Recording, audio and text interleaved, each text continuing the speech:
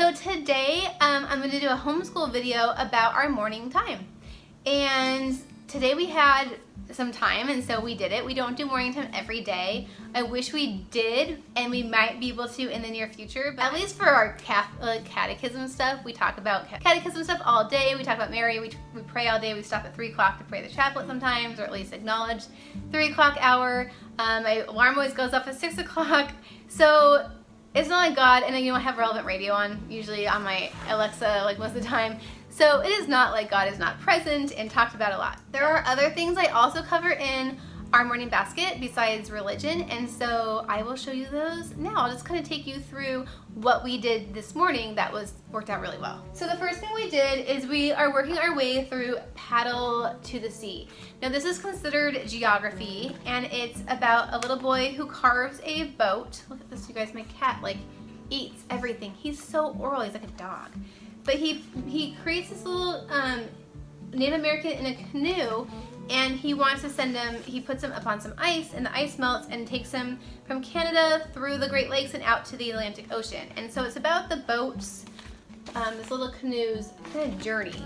After this, we read a Berenstain Bear book, and I love Berenstain Bear books because they're moral, and I kind of love the way the mom interacts with the kids.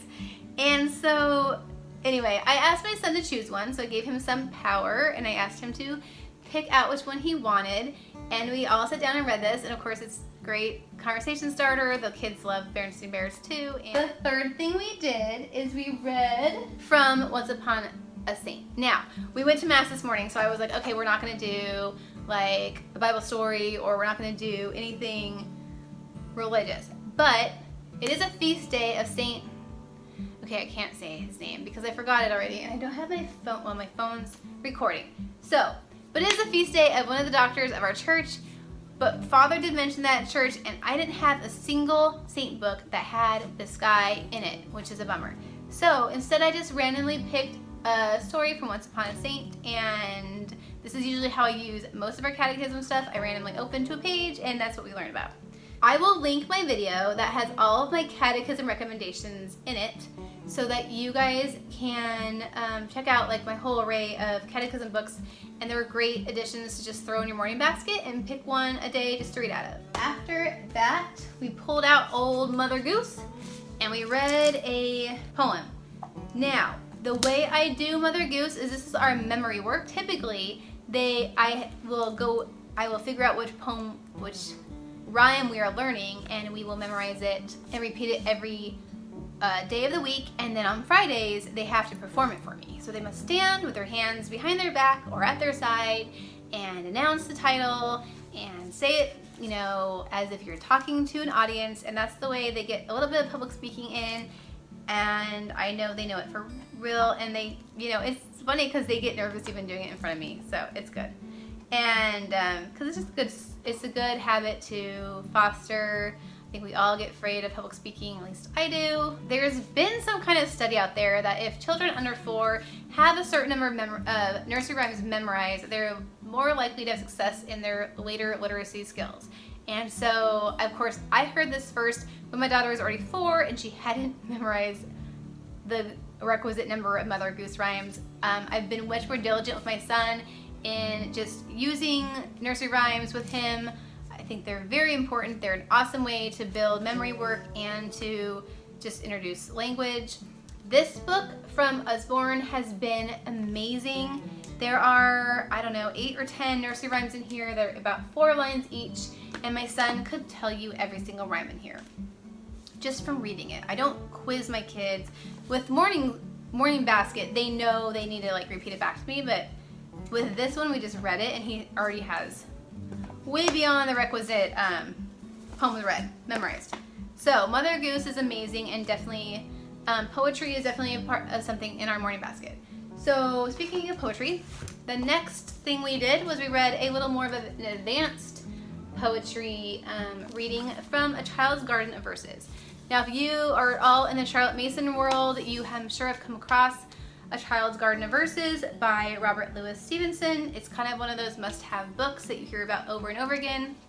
I love this classic illustrated edition. I will link all the books I mentioned down below.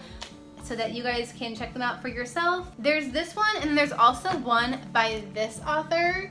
And again, with poetry, I just opened to a random one, and this is the one we read today, and the image is just beautiful. The thing about poetry and children in general is you can read to them at a higher level, obviously a higher level than they can speak, but really a higher level than even you think they can understand, because they can surprise you, and it challenges the brain to hear language that is different than their everyday speak, and especially what's on television, which my kids don't really watch TV during the school week anymore. So after that, we grabbed our science curriculum because, like I said, we do our history and science together.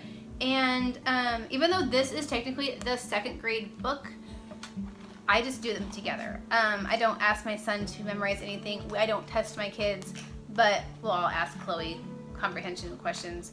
But so anyway, we're working through the marine life, and I do need to go to the library and grab some like supplemental picture books to go with this, especially for my son. So we read about marine vertebrates today, and there was this whole section in there about the flounder and how the eye, like once it settles on the bottom of the ocean, the eye like literally over time moves to the other side of the head so that the two eyes are together facing up, which makes total sense. But my son, who's 4, right, laughed so hard and then wanted me to read the passage over and over again. And the thing I do love about Behold and See is it does not read like a textbook. For history, I really like these 50 stories retold.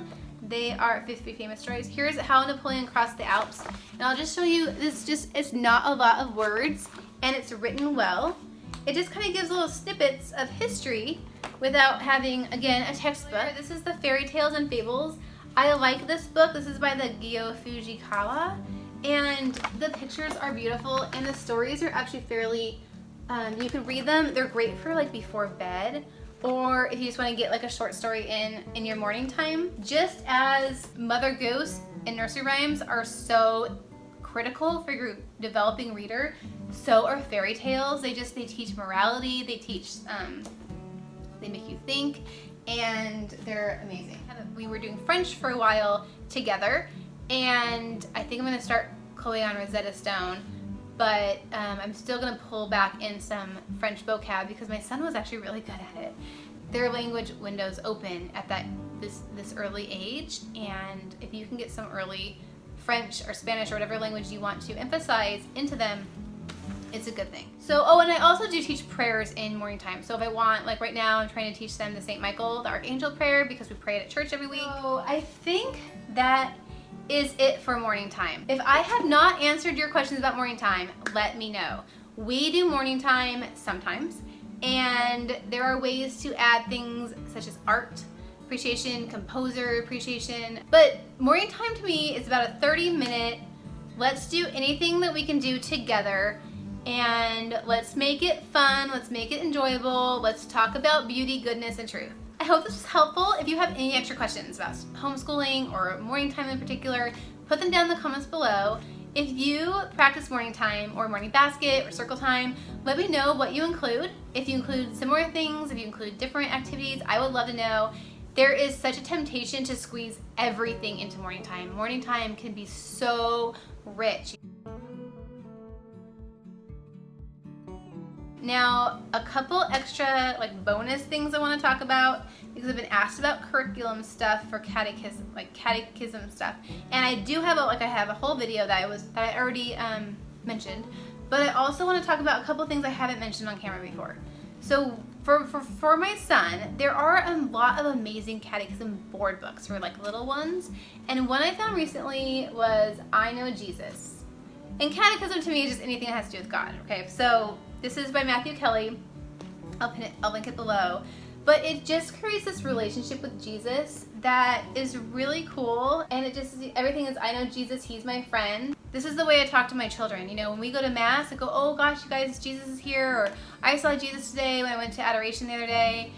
And Neil's like, wait, what? I'm like, yeah, because every time, you know, we're with the Eucharist, we're with Jesus, and like really with Jesus. And when we're in church and my son's acting kind of rambunctious during the Eucharistic prayer or while communion is going on, I'll say, you guys know Jesus is here in a way that he isn't normally, so we need to show that extra respect, that extra self-restraint.